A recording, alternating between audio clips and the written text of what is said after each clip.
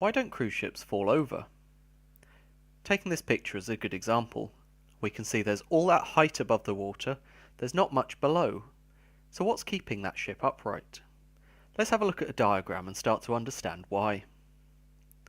I've got to add the underwater section to this diagram, so if we zoom out slightly, we can now see we've got the large amount above the water, the small amount below, and the waterline in the middle.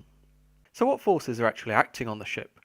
Well, we've got the weight, which is pulling it down, and that is balanced by the buoyancy, which is pushing it up.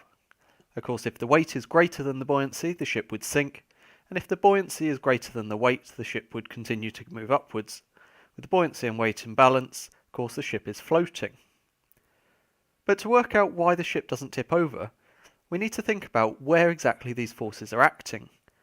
And those points are the centre of gravity for the weight and the centre of buoyancy for the buoyancy. Let's take a look at the centre of gravity first.